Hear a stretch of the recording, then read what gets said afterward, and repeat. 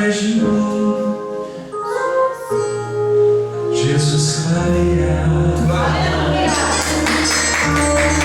Seja Deus, eu cumprimento a igreja com a gloriosa paz de nosso Senhor e Salvador Jesus Cristo, amém? Antes de você se sentar, me perdoe, fique de pé. Antes de qualquer consideração que eu venha fazer, eu quero te pedir uma ajuda. Eu clamo nessa hora por uma amiga, por uma filha de um amigo meu, uma menina linda de 14 anos, que há 4 semanas atrás, vindo de um retiro da igreja, na Serra das Araras, um ônibus capotou, teve uma morte, 14 feridos, e ela foi uma das... tiveram um ferimento terrível. Todas já foram liberadas e ela continua no hospital. Ela foi arrastada 30 metros pelo ônibus. E a situação está complicada porque ela perdeu 90% da orelha direita. Mais ou menos uns 3 dedos da cintura para cima, até quase a coxa, está tudo encarado. Você dá para ver os músculos que comeu a parte interna da coxa dela. Feriu, furou a bexiga dela, algo entrou que furou a bexiga dela, saiu urina pela ferida, algo muito forte. A menina está passando por um momento muito difícil. E agora ouvindo, ele passou várias mensagens para mim: Carlos, clama, porque a minha filha está com uma anemia aguda, ela não pôde ir para a sala de cirurgia agora para tirar as carnes mortas, ela está precisando de sangue, e ela de repente acordou toda inflamada, toda inchada, algo está dando errado, uma complicação. E nós estávamos assim, passamos no susto e agora vai melhorar. Mas a coisa está piorando. Mas eu acredito em Deus. Então eu quero te convocar. Ora comigo como se fosse, não sei, sua irmã mais nova, sua filha, sua sobrinha que mais gosta. Ora comigo como se fosse alguém da sua família, porque é uma família de Deus, é um homem que Deus colocou como meu amigo no momento mais difícil da minha vida. E está sendo difícil para a gente esse momento. Deus, eu quero te entregar a Milena junto com a tua igreja agora. Nós ouvimos a tua palavra, somos sacerdotes, Deus, sacerdotes real, Deus, e nós estamos tomando posse dessa palavra, em posição nesse momento, e orando, Deus, ela está em Volta Redonda, no hospital lá de Volta Redonda, mas tu és o Deus Todo-Poderoso, envia o anjo da cura nesse momento. Espírito Santo, a ciência está começando a ficar limitada para o problema dela. A ciência não está mais começando a resolver o problema dela. Uma vez eu passei por isso. A ciência não pode resolver o problema do meu filho com 3 meses.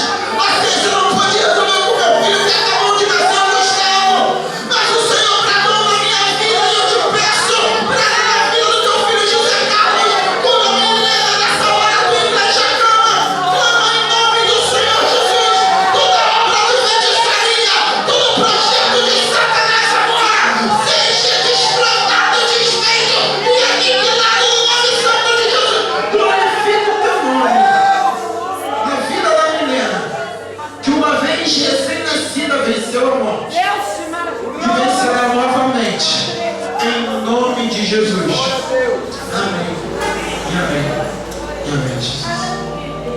Muito obrigado pela sua oração. Abra sua Bíblia no livro de Marcos, capítulo 10, a partir do versículo 46. Por favor, não se incomode, porque o coração está pequeno aqui nessa noite hoje. Marcos, capítulo 10, a partir do verso 46. Quem achou, diga amém. Amém. Então chegaram a Jericó. Quando Jesus e seus discípulos, juntamente com uma grande multidão, estavam saindo da cidade, o filho de Timeu, Bartimeu, que era cego, estava sentado à beira do caminho, pedindo esmolas. Quando ouviu que era Jesus de Nazaré, começou a gritar: Jesus, filho de Davi, tem misericórdia de mim. Muitos o repreendiam para que ficasse quieto, mas ele gritava ainda mais: Filho de Davi, tem misericórdia de mim. Jesus parou e disse: chame-o. E chamaram-se: ânimo, levante-se, ele está chamando. Para o teu irmão e falar assim: ele está te chamando. Ele está te chamando. Lançando a sua capa para o lado, deu um salto, pôs-se em pé e dirigiu-se a Jesus. O que você quer que eu lhe faça? Ou o que queres que eu lhe faça? Perguntou-lhe Jesus. O Senhor respondeu: mestre, eu quero ver. Vá, disse Jesus. A sua fé o curou. Imediatamente ele recuperou a visão e seguiu Jesus pelo caminho. Você pode sentar dando glória a Jesus. Quero trazer um abraço dos meus pastores, Sérgio Roberto, pastora Mariângela, que abençoa o meu ministério e permite que sempre esteja ministrando a palavra de Deus.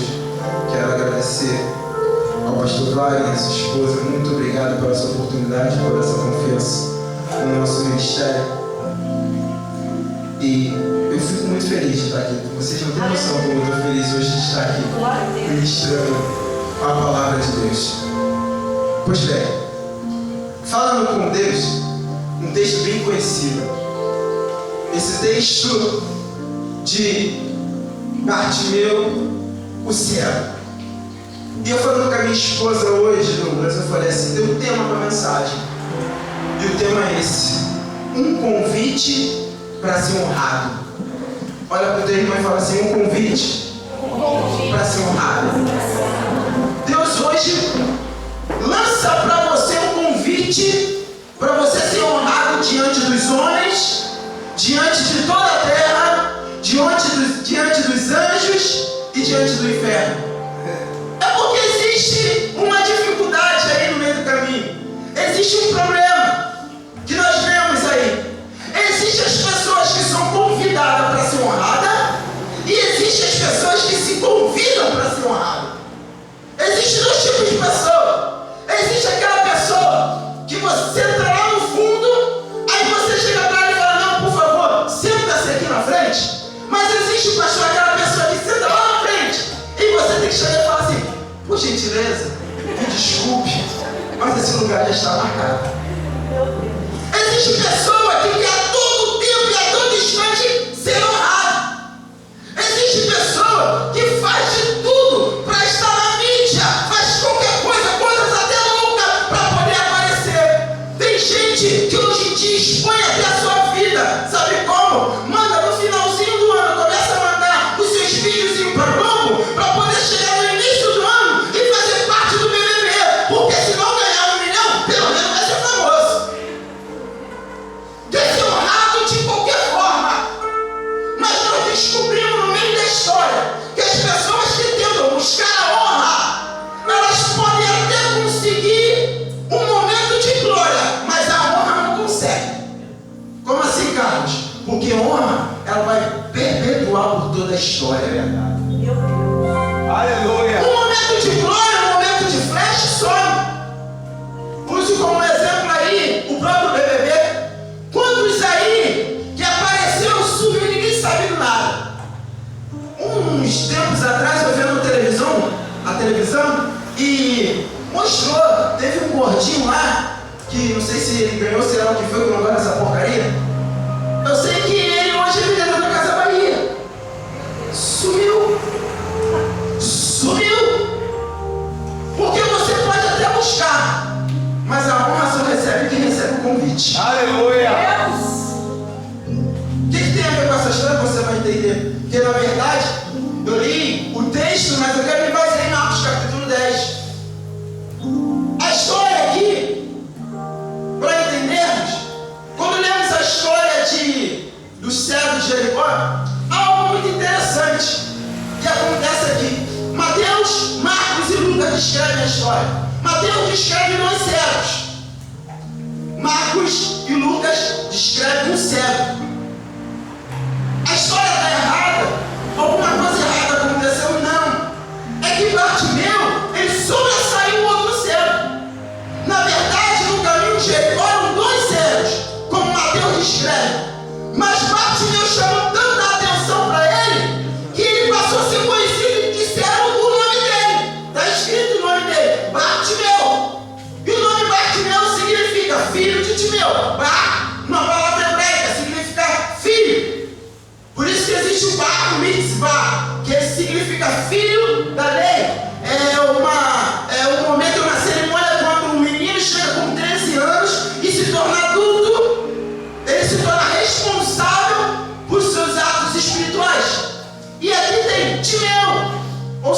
filho de Timeu. O seu próprio nome mostrava de quem era filho. Mas Timeu é uma palavra grega que significa honrado.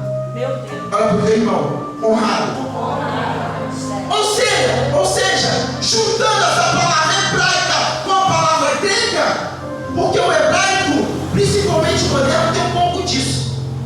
Para Israel se tornar uma nação hoje, com uma constituição conhecida, ela teve que pegar e formalizar a sua linguagem, a sua língua. Então, o hebraico ele tem um pouquinho de outras línguas. Você vai ver o maná, é uma mistura do hebraico com o egípcio, que significa o que é isto? E tem essa mistura, um pouco dessa mistura na língua hebraica. Então aqui, ajuntando o hebraico com o grego, Bartimeu significa filho honrado. Aleluia. Só que vai entender o camarada com esse nome vivendo à beira do caminho certo. Um camarada que nem sabia o que significava o nome dele fala, bom, filho honrado, honrado como? Como um camarada cego que vivia à beira do caminho de uma cidade, Jericó, que era uma cidade até mesmo amaldiçoada. Ele vivia ali. E a história, cada um conta de um jeito. Quando eu leio o livro de Lucas, eu entendo que Jesus estava a entrar em Jericó, porque logo depois vem a história de Zaqueu. Mas Mateus e Marcos me mostram que Jesus estava saindo de Jericó, indo para Jerusalém, para logo em seguida ter a entrada triunfal. Bom, tem alguma coisa de errado aí. Isso implica na minha e na tua fé? Não, claro que não. De nenhuma maneira tira a veracidade da história. Não é isso. É que cada um escreveu de um jeito. Lucas era discípulo de Paulo. Ele andava com Paulo e o que ele aprendeu com os discípulos no momento em que Paulo veio para Jerusalém, algumas coisas ele escreveu. Ele não foi testemunha ocular. Mateus foi testemunha ocular. Porém, Marcos era discípulo de Pedro. E Pedro foi testemunha ocular das coisas que aconteceu. Então, quando você vê Marcos escrevendo, ele escreve com algumas prioridades que os outros não escreveram. Porque Pedro era meio detalhista. Meu Deus. Então, aqui na história, está me mostrando que Jesus estava saindo. E dá para entender o porquê da multidão. Sabe por que o da multidão? Jesus estava em Jericó. Ele tinha feito um rebuliço na casa de Zaqueu, pastor.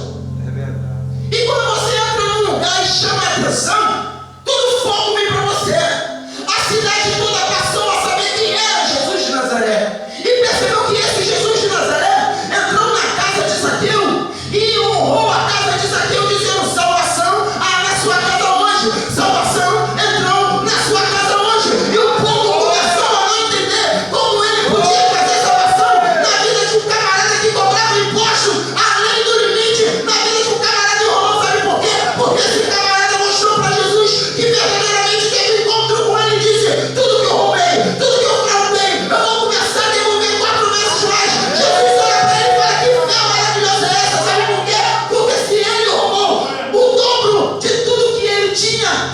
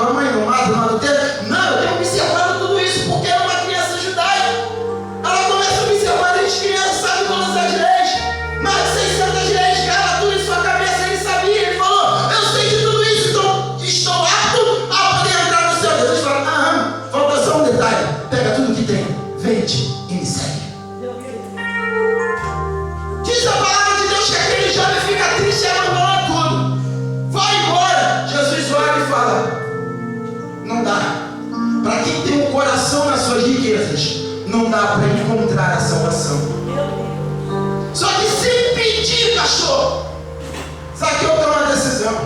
Eu vou entregar 4 vezes mais. Sabe o que ele estava falando? A partir de hoje, eu entrego minha riqueza e passo a te seguir. Deus, aleluia. O que ele queria ouvir do jovem rico, ele ouve de Zaqueu. Chama a atenção de todo lugar. O povo começa a tumultuar ali, porque Jesus era um camarada que trazia salvação. Jesus era um camarada que curava. Jesus era um camarada que mudava. Ei, agora eu começo a profetizar para mim e para a tua vida. Se você quer salvação no seu lar, está na hora de você começar a olhar para dentro de você e ver o que você precisa mudar. O que você precisa abrir mão da sua vida para que poder entrar salvação na tua casa. Ei, escute isso aqui. Tem família que não entende porque a salvação não entrou no seu lar, porque o seu marido não se converteu, porque a sua esposa não mudou de situação, porque os teus filhos não voltaram para Cristo. Sabe por quê? É porque você ainda não conseguiu abrir mão de alguma coisa. Jesus está pedindo para você abrir mão de algo e você está segurando isso sobre a sua vida. Jesus está dizendo nessa noite que a salvação sobre a tua casa aprenda a abrir mão. Glória a Deus. Aí Jesus está saindo. Eu tenho uma mania feia de fazer a introdução grande. Jesus está saindo, vamos lá. Está saindo da cidade. Gente, uma multidão cercava Jesus. Mas quando uma multidão te segue, nessa multidão tem fariseus, nessa multidão tem saduceus, nessa multidão tinha discípulos, nessa multidão tinha crianças, nessa multidão tinha vários tipos de pessoas. O que é que você quer dizer para mim, evangelista? Eu quero te dizer uma coisa. Quando Deus começar a usar a sua vida, uma multidão vai te seguir, mas não se assuste, porque essa multidão não são os que estão do seu lado, essa multidão são os críticos, essa multidão são os que querem ver a sua queda, essa multidão são os que querem ser pedra de tropeço, essa multidão são os que querem ver sua derrota, mas também tem amigo, mas também tem gente que está do seu lado, mas para formar uma multidão, você precisa rompê-la. Aleluia. Toda vez que eu vejo toda vez que eu olho essa escritura e vejo Jesus no meio de uma multidão, eu vejo Jesus ensinando algo tão lindo pra gente. Sabe qual é? Toda vez que ele está no meio de uma multidão, ele para da multidão e vai atender uma pessoa. Meu Deus. Aleluia. Certo, Jericó? Para a multidão, vai atender o céu. Meu Deus. A filha de Jairo chama, o Jairo chama Jesus. Jesus está dando o quê? Uma multidão. Ele para a multidão e vai socorrer a mulher do fluxo de sangue que estava atrás dele. Ele chega na casa de Jairo, manda a multidão ficar e entra sozinho para ressuscitar a filha de Jairo. Aleluia. Está descendo no monte, vem uma multidão com Jesus. Ele para a multidão, olha para o leproso que para na frente dele. Quando o leproso para na frente dele, meu querido, a multidão corre. Olha a revelação agora. Aleluia. Meu irmão, vai ter leproso chegando no teu ministério. E quando esses leprosos chegarem, vai ter um monte de gente se afastando, dizendo que aquilo que está acontecendo na tua vida é porque você está em pecado. Aquele mal que veio sobre você é porque você não tem algo de bom. É porque se essa situação que está te parando é porque você está fora da visão. Mas esse leproso que está chegando, sabe para quê? É para a glória de Deus. Porque ele diz: eu quero ser limpo. Se o Senhor quiser que eu seja limpo, você, ele diz: eu quero que seja limpo. Eu não importo com a multidão. Eu não estou nem aí para a multidão. Eu quero uma alma se convertendo. Não importa o que você passa. Importa as almas que não se converteram. As almas vão se converter através da sua história. Larga a multidão para poder tratar de alguém. Jesus sempre fazia isso. Jesus está indo para uma festa. A Bíblia não diz qual é a festa, eu sei que a festa era muito importante.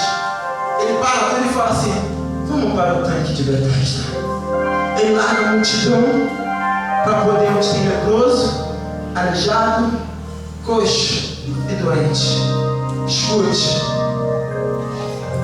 Quem quer quer agradar Jesus, dá uma glória a Deus bem gostoso. Quem quer agradar Jesus, dá uma glória a Deus bem gostoso. Para agradar Jesus, não é estar no lugar onde você quer que você esteja. É você estar no lugar onde Ele quer que você esteja. Sabe o que é adoração?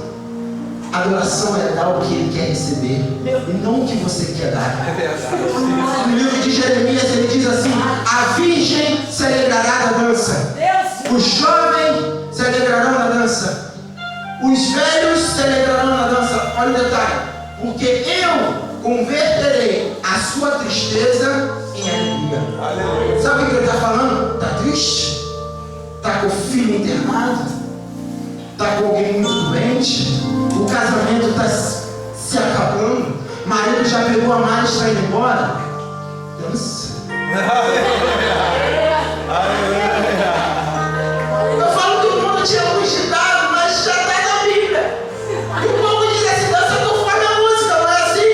Então, deixa o céu tocar a música e você dança. Deixa os anjos tocarem a música e você dança.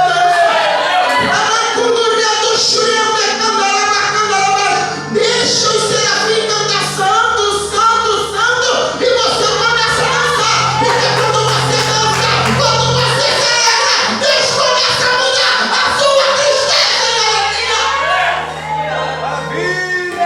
E o texto não fala por aí não. O texto diz: e colocarei trigo na sua dispensa. Gente, eles estavam passando um perrengue tremendo. A situação, já aconteceu isso contigo, já aconteceu comigo, de me chamarem para pregar com o tema: o azeite da viúva não vai se acabar, e nem a farinha o azeite da botija e nem a farinha da panela. E eu pregando aquilo, abençoando o povo. Chegando em casa, não tinha nada. Meu Deus. Mas eu estava lá. Eu vou mudar o quadro. Cheio de dívida, cartinha miserável do SPC chegando toda semana. Mas Deus está falando: eu vou mudar o quadro. Sabe o que ele quer? Apenas dança. Saia daqui com essa palavra no teu coração. A partir de hoje eu vou dançar, Jesus. O povo vai me chamar de maluco. Ninguém está ouvindo a música, mas eu tô. Ninguém está ouvindo a música, mas eu tô. Ninguém está ouvindo a música, mas eu tô. Sabe por quê? Porque meus ouvidos são ungidos para ouvir músicas do céu. Vou chegar no céu.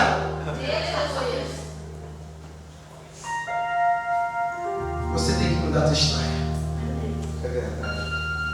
Você tem que acreditar naquilo que Deus está falando para você. Me dá o que eu quero. E a gente vive uma vida hoje, um outro rumo que dá, dizendo que você só é abençoado quando está cheio da grana no bolso. Você só é abençoado quando está com um carro zero. Gente, então eu devo estar amaldiçoado. Porque eu estava descansando no meu carro, eu falei: Senhor, não deixe esse cara me liçar no meio do caminho. E quando ninguém só tem, ó, eu vou dançar. Porque o meu quadro vai mudar. Jesus, ele larga a multidão para poder cuidar de você. Só para cuidar de você. Eu lembro a vida de Carlos Spurgeon, conhecido como o príncipe dos pregadores. Carlos Spurgeon, na sua biografia, um crente diz assim: a coisa mais sublime que eu vi não foi Carlos Spurgeon levando uma plateia de 40 mil num auditório ao êxtase na palavra, mas levando um jovem, uma criança moribunda, e conduzindo a Deus. Larga a multidão e começa a ter o foco ao que Jesus está te Jesus está saindo da multidão, está indo atrás dele. Chegou à beira do caminho.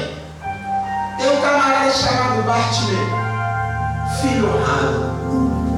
Só que esse filho honrado está na beira do caminho. Esse filho honrado, Marcos descreve que tinha uma capa. Era cego e existia uma capa. Deixa eu te dizer uma coisa: essa capa, o governo, ele dava para os cegos, os coxos, que viviam à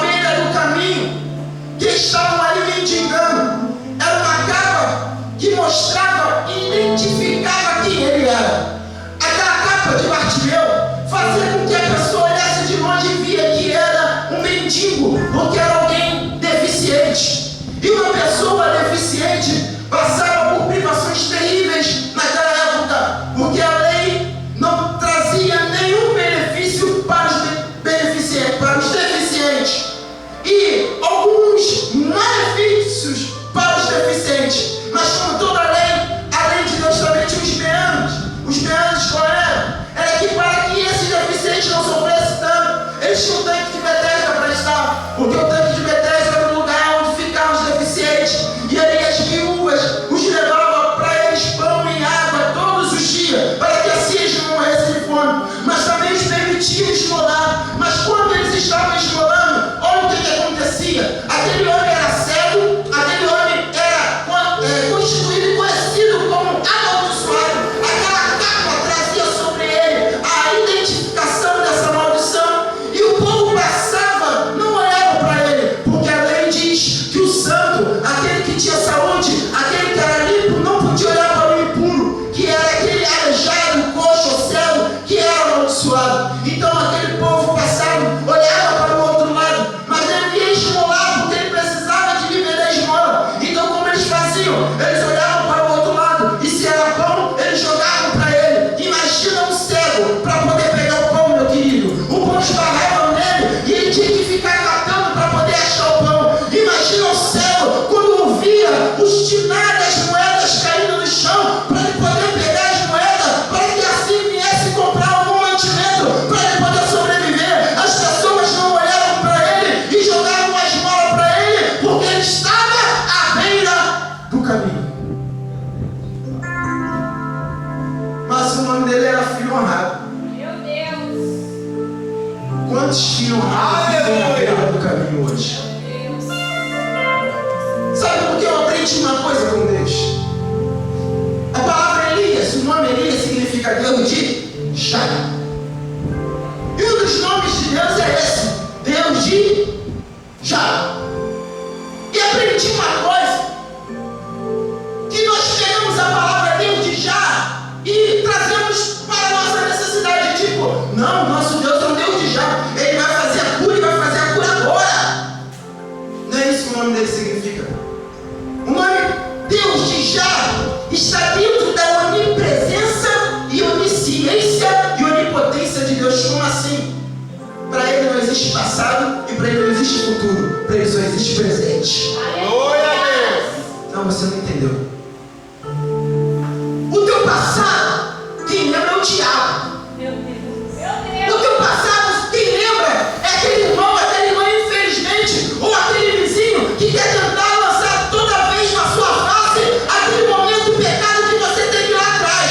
O teu futuro, você começa a planejar na sua cabeça para que algo aconteça de bom lá na frente. O teu futuro é para mim e para você, porque nós não queremos lembrar do nosso passado, de tão terrível que foi, mas nós queremos sempre projetar um futuro para as nossas vidas, um futuro para os nossos filhos, um futuro para os nossos entes queridos. Mas o nosso Deus é um Deus de já. É por isso que quando ele promete, ele fala, eu vou fazer, e ponto final. Ele não fala, eu farei, ele fala, eu vou fazer, porque hoje eu estou aqui e Deus já está olhando tudo que para você é futuro, para ele é presente. E eu ainda não entendi, vou te explicar, vou codificar isso aqui. Quando ele lança a palavra profética, que para nós é profética, que vai acontecer lá no futuro, significa que no reino espiritual já está decretado. Ou seja, sabe qual é a tua garantia da vitória? Pergunta para o teu irmão, sabe qual é a garantia da tua vitória? A promessa que já foi feita. Ele é o Deus de hoje. Ele é maravilhoso. E ponto!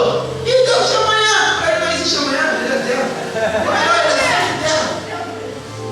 Glória. Isso, irmão, não, para ele não existe amanhã. Para nós não existe amanhã. Nós vamos entrar ainda nesse reino um dia, na eternidade. Mas ele é eterno. Eu costumo brincar para meus alunos e falo, Deus existe. Aí todo mundo, amém. Hoje em dia eles não falam mais. Eu falei, gente, Deus não existe. Mas Deus não existe. Ele é pré-existente. Ele é antes da existência. Aleluia. Aleluia.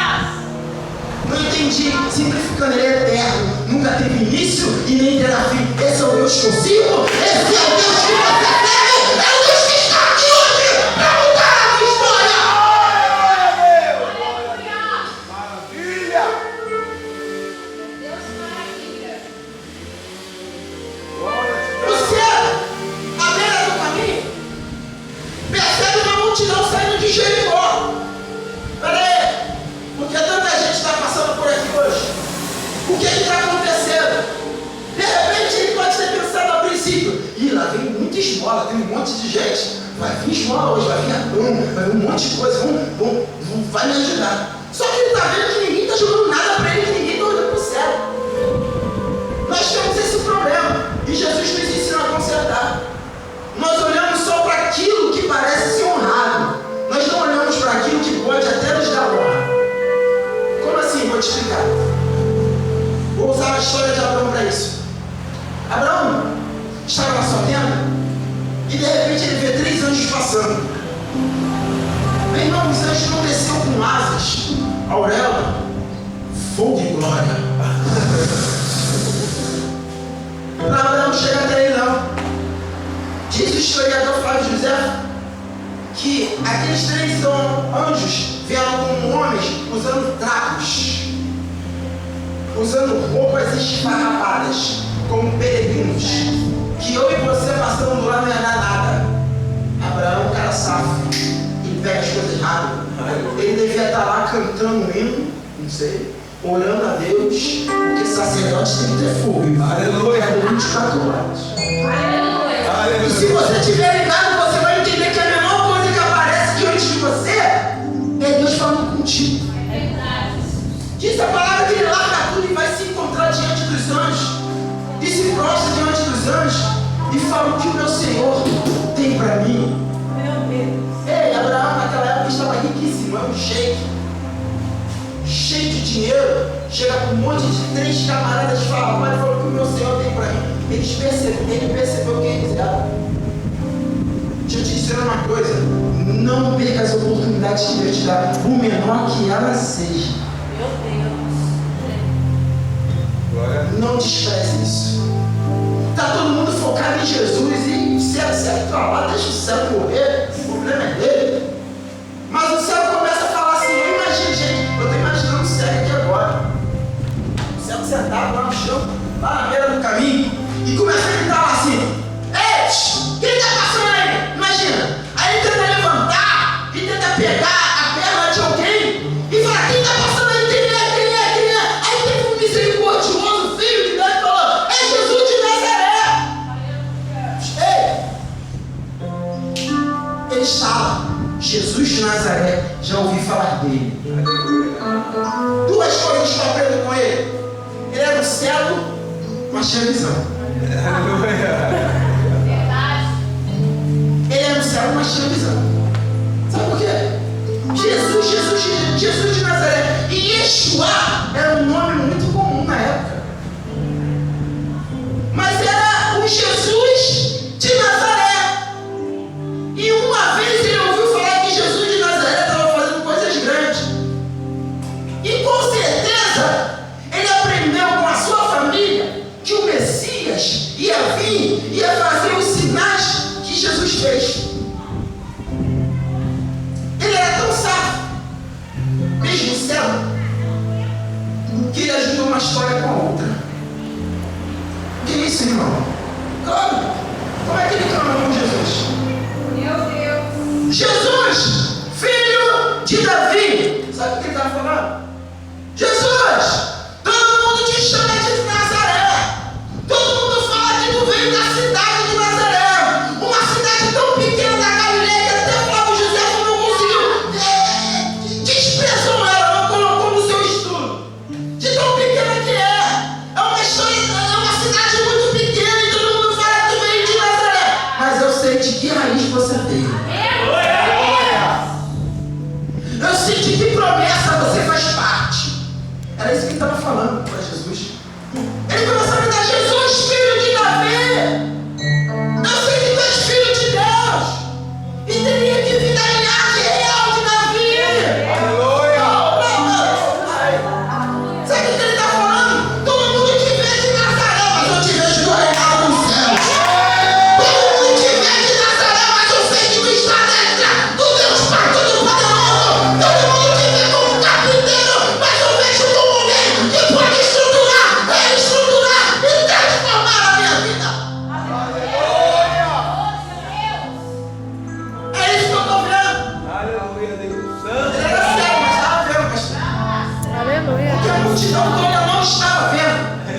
Ele estava vendo.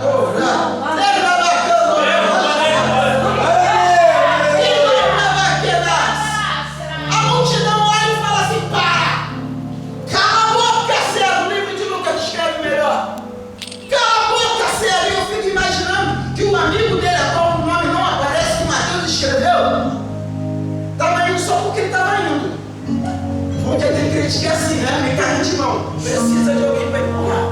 Se tu não pegar ele para trazer para a igreja, não vem. Se tu esquecer de chegar atrasado, ele sai da igreja, pastor. E ele estava lá, Bartimeu, Jesus, filho de Davi. Eu imagino o que serve, Jesus, oh, filho da gente. Aí o outro desesperado, cai, misericórdia de mim. Aí, pô, filho da gente. Já sabe aquele camarada que tem vergonha?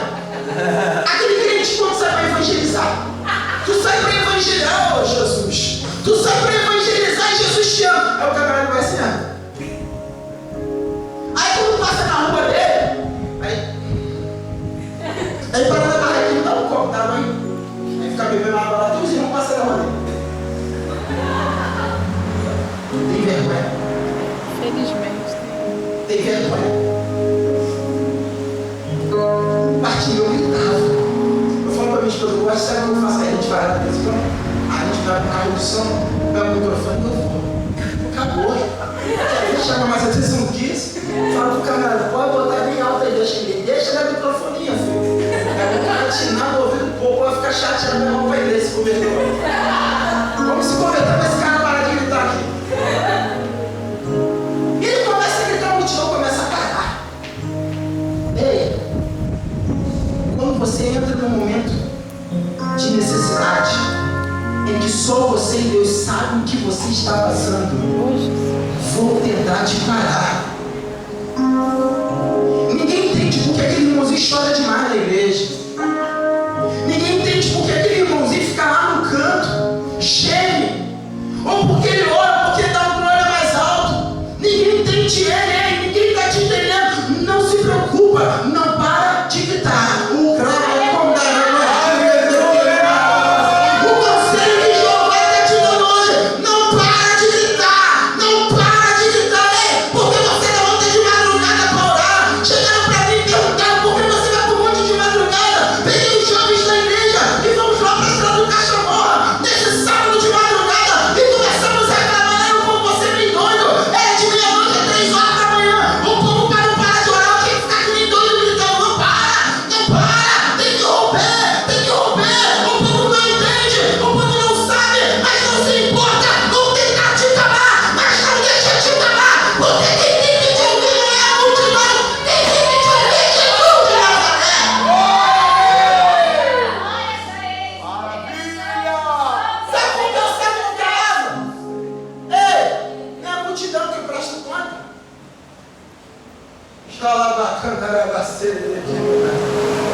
escute isso. Você não tem que prestar conta para a multidão. Você não tem que prestar conta para crente fofoqueiro. Você não tem que prestar conta para linguarudo. Você não tem que prestar conta da tua vida para ninguém. Porque se tu paga a tua dívida, é Deus que te sustenta. Se você está com saúde, é Deus que te sustenta.